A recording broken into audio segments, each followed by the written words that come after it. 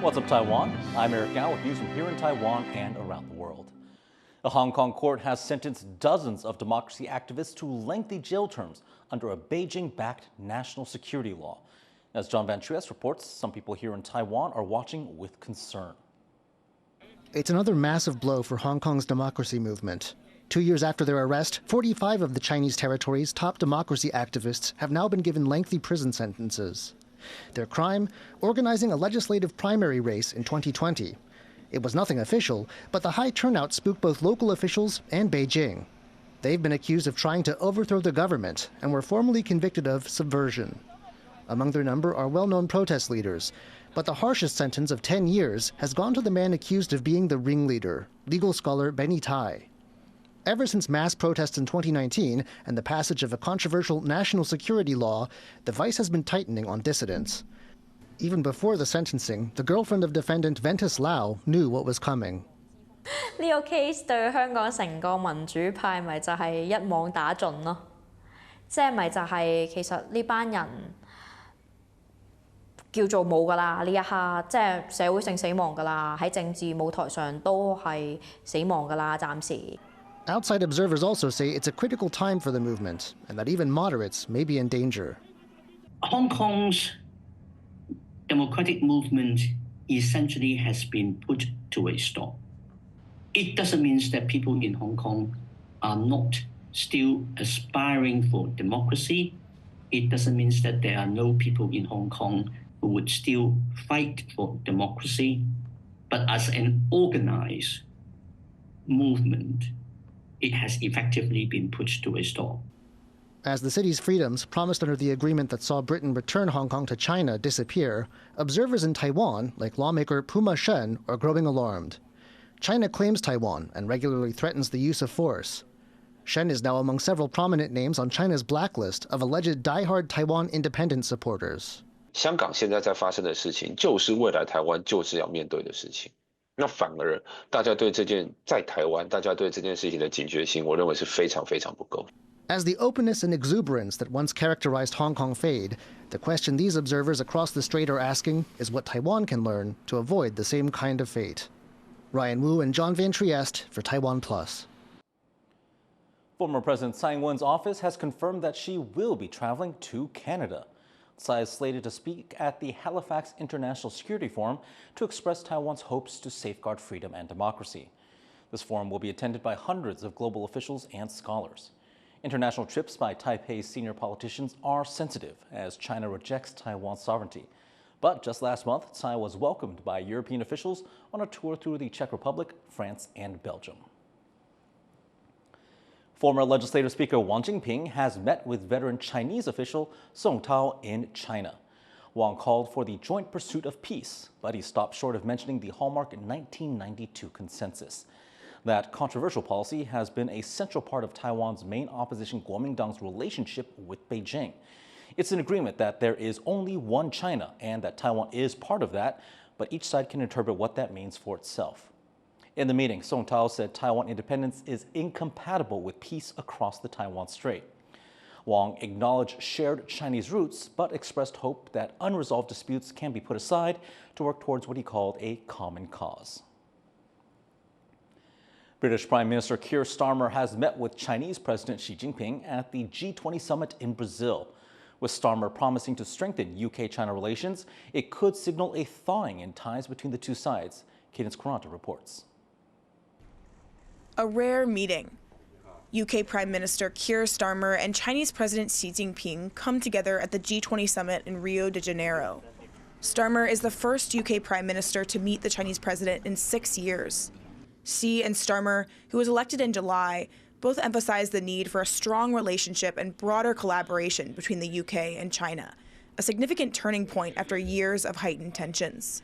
秉持战略伙伴定位，坚持相互尊重、开放合作、交流互鉴，实现互利互赢，在世界变局中开辟中英关系的新局，更好体现两国关系的时代价值和全球意义。We want our relations to be consistent, durable, respectful, as we have agreed, avoid surprises where possible, and strengthen dialogue should provide stronger understanding. Starmer is promising to work together with China on areas like trade and climate change, topics also high on the agenda at the G20 summit in Brazil. This year, the world's leading economies issued a joint statement calling for more humanitarian assistance in Gaza, cooperation on climate change and global poverty, and a reform of the UN Security Council. They've also announced a new global alliance to combat poverty and eradicate hunger. Compete aos que estão de volta desta mesa a inadiável tarefa de acabar com essa chaga que envergonha a humanidade. Por isso, colocamos como objetivo central da presidência brasileira no G20 o lançamento de uma aliança global contra a fome e a pobreza. China used the summit to emphasize its dedication to supporting developing countries, with Xi announcing measures designed to help the global south, including launching an initiative to help countries access innovative science and technology. But the summit was overshadowed by uncertainty over how U.S. President-elect Donald Trump's policies will affect these goals, with U.S. President Joe Biden leaving office in about 2 months. This is my last G20 summit. We've made progress together, but I urge you to keep going. I'm sure you will, regardless of my urging or not. Biden also making a plea to world leaders to continue supporting Ukraine in its war against Russia, in the last appearance he'll make as president with so many leaders on the global stage.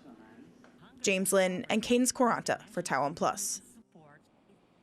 To learn more about what's next for the G20 and U.S.-China relations, our reporter Ado Brar spoke to Stephen Nagy, a professor at International Christian University in Tokyo. What global challenges are leaders expected to address at this year's G20 summit?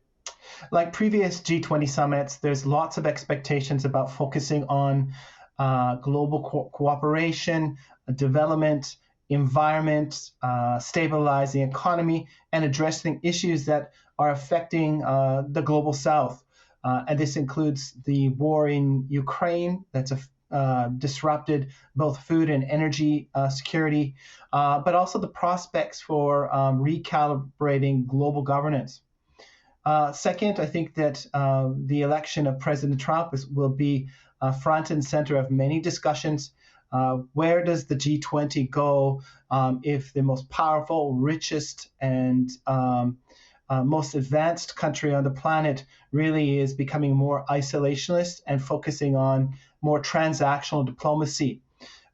Third, I think importantly, is that this is the last summit we're going to see prominent and experienced politicians from many developed countries working alongside developing countries. President Joe Biden will leave office next January, and this will be his last meeting with Chinese President Xi Jinping. What will be the legacy of U.S.-China relations under Biden? In terms of the legacy of President Joe Biden in the context of China, I do think that he stabilized relations with China over the past 4 years. He took a sequential, systemic, and allies-first approach to pressuring China and moved away from more controversial comments such as advocating for the downfall of the Chinese Communist Party or advocating for Taiwanese independence. This relative stability was also came hand in hand with continuing the Trump administration's tariffs, putting more sequential and systematic pressure on China to try and shape its behavior. How is China preparing for the incoming U.S. administration of Donald Trump? So I think the Chinese are concerned. The fact that Marco Rubio has been nominated as Secretary of State, he has been banned from China. He's advocated for the downfall of the Chinese Communist Party. He's advocated for Taiwan to be recognized as an independent state. These are very serious red lines from the Chinese standpoint. Rob Lighthouser, who's likely to be either the trade representative or in a different position, has advocated for 60% tariffs on the Chinese economy. Considering the downward pressures on the Chinese economy today, another 60% of tariffs on China will have a significant negative impact on the Chinese economy. Now, Stephen Nagy from the International Christian University of Tokyo discussing the future of U.S.-China relations. 2 Taipei police officers have been fired after they were found to have secretly installed cameras in the women's bathrooms in their precincts. The officers were allegedly members of a secret online platform where illegal images are shared, including child pornography. There have been 2 other incidents this year of male police officers taking secret photos of their female colleagues. The Taipei Police Department says it is sweeping all of its buildings for any more hidden cameras. A well-known pedestrian overpass in Taipei is set to be torn down despite locals' objections.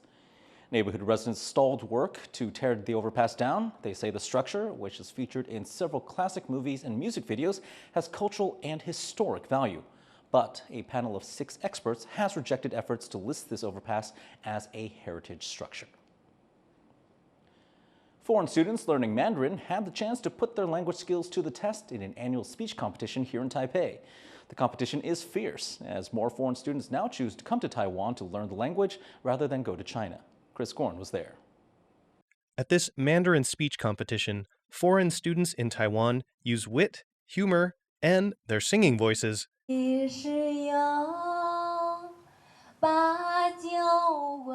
to impress a panel of judges. Those with good enough language skills can win prizes of up to $600. And competitors from 17 countries have a wide range of reasons to learn the language. 我很喜欢看中文中国电影听中国的音乐 I thought if I'm going to live in a different country, I think it's respectful that you should be able to at least speak the language. So I decided to come here to learn, to improve my quality of life here and make it easier for myself. Actually, I belong to the diplomatic services of India.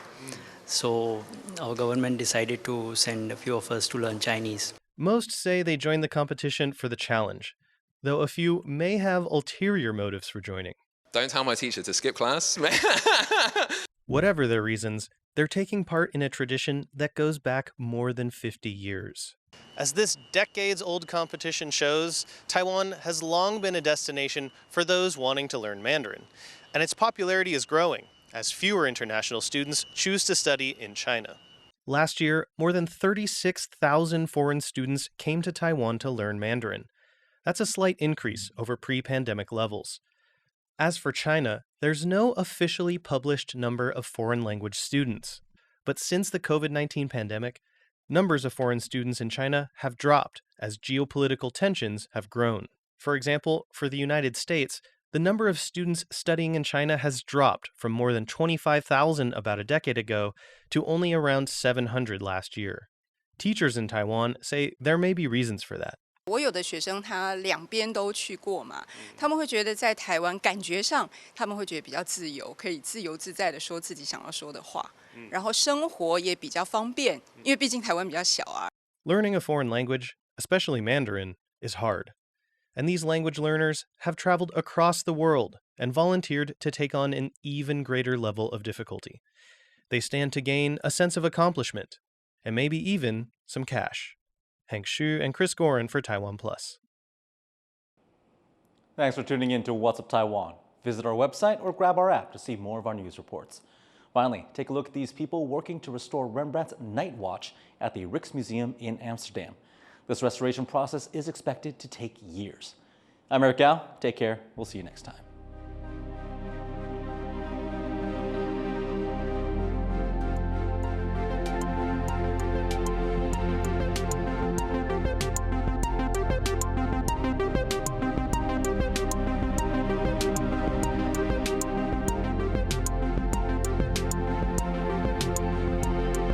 We bring you stories from Taiwan. Every day of the week.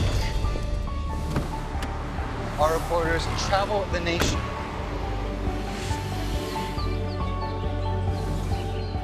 Exploring the issues that matter to you. News from here in Taiwan and around the world. What's Up Taiwan on TaiwanPlus. Thank you for watching TaiwanPlus. Be sure to follow us on social media for more stories from Taiwan and around the world.